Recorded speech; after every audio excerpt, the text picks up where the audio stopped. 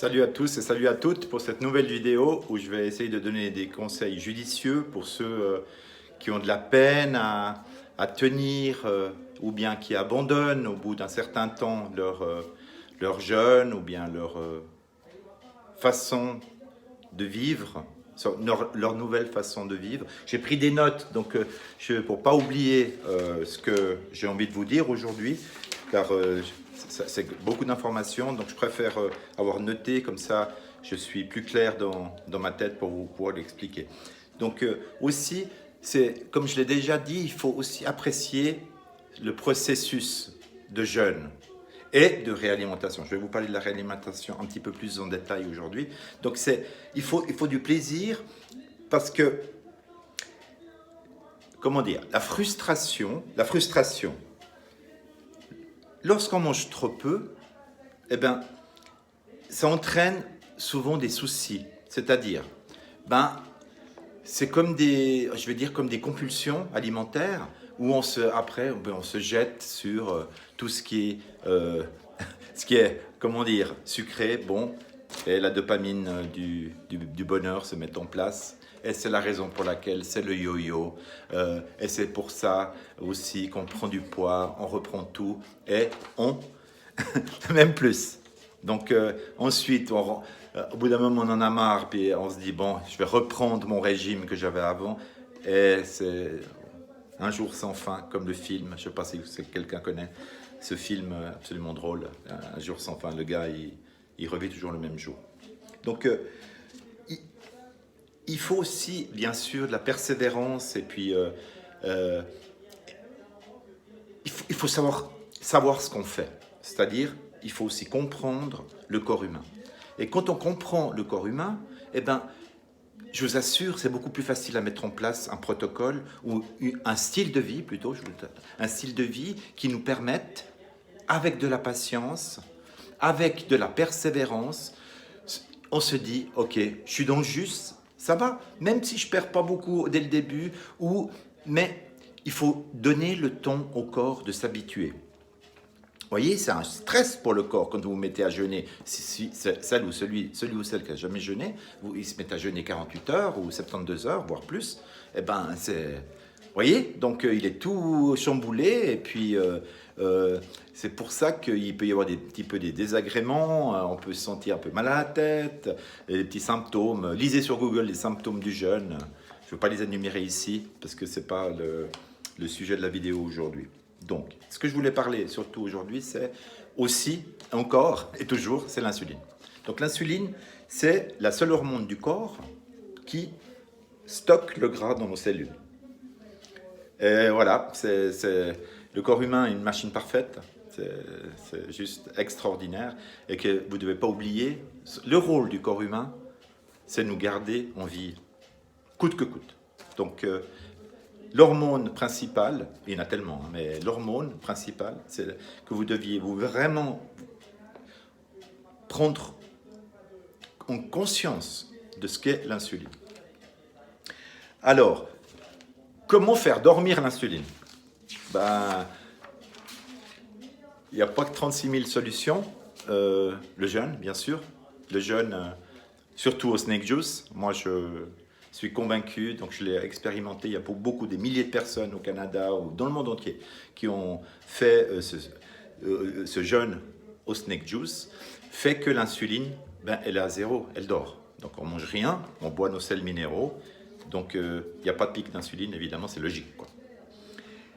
Et puis aussi, c'est le glucagon. Le glucagon, c'est une hormone qui ordonne au cerveau de sortir les gras des cellules. Donc, elle est aussi fabriquée, bien sûr, par le pancréas, comme l'insuline.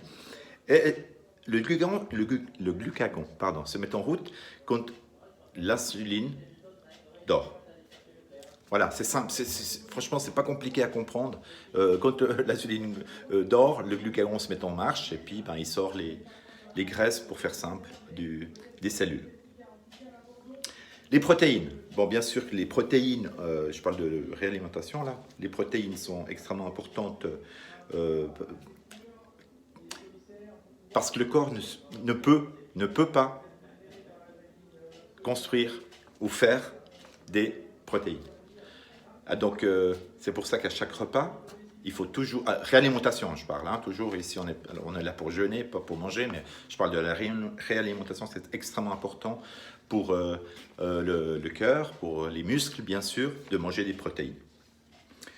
Et puis aussi, ceux qui font du sport, puis même ceux qui ne font pas de sport, ceux qui mangent des protéines, je ne sais pas, maintenant ça dépend de votre poids, ça dépend de votre activité physique, mais bon, j'ai entendu, j'ai lu de tout, donc 1 gramme, 1,5 gramme par poids de corps de protéines durant la journée. Bon, moi je suis à 1 gramme, 1 gramme 3. Bon, peut-être je devrais un petit peu augmenter parce que vu que j'ai 55 ans, je devrais un petit peu augmenter mon apport en protéines. Donc, c'est important de chaque repas de manger des protéines, bien sûr. Aussi, la chose très intéressante, car quand on maigrit, évidemment, les muscles, ils demandent au corps plus d'énergie. C'est logique. Donc, une masse musculaire, je m'excuse, hein, pardon, plus importante demande plus de ressources et d'énergie au corps. Donc il dépensera plus et donnera, et donc on maigrira plus facilement. C'est aussi logique, désolé. C'est l'augmentation, ce qu'on appelle du métabolisme de base. Voilà. Voilà, c'est ça, c'est la vidéo que je voulais faire aujourd'hui pour vous expliquer un petit peu comment réussir à atteindre vos objectifs de poids et surtout, faire attention à votre réalimentation avec les macros. Faites très attention car je vous dis, les glucides, ils sont partout. Donc je vous conseille des brocolis pour les légumes, en glucides, je parle de glucides, haricots verts, dans 100 grammes d'haricots verts, je crois qu'il y a 4 grammes de glucides, donc vous voyez, pas beaucoup. Mais vous voyez, 20 grammes de glucides par jour, on y est vite, c'est vraiment, mais c'est une question d'habitude. Après, vous verrez, ensuite, vous allez peser vos aliments, c'est ce que je fais. Moi, je pèse mes aliments. Maintenant, c'est devenu une habitude. C'est rien de... Au début, j'étais complètement perdu, je vous dis la vérité. Mais maintenant, je pèse et puis souvent, je mange franchement la même chose comme ça. Je ne me prends pas trop la tête. C'est un steak gras, c'est-à-dire à 20% de matière grasse. Je mets un demi-avocat, la mayonnaise bio, toujours mes légumes. Ça, c'est important, hein. Je vous conseille de mettre toujours des légumes verts. J'ai mes brocolis avec moi. Je mets sur les brocolis mon huile d'avocat, mon huile d'olive, un petit peu de sel, poivre. Je rajoute un petit peu de potassium sur mes aliments. Et puis, ça cale. Et puis, ensuite, je prends un petit peu de yaourt grec, que j'ai déjà dit dans une vidéo. Et puis, voilà, ça me fait mon petit dessert. Voilà. Donc, vous voyez, le corps, il sait faire. Il faut le laisser faire. C'est vraiment lui qui est le patron là-dedans.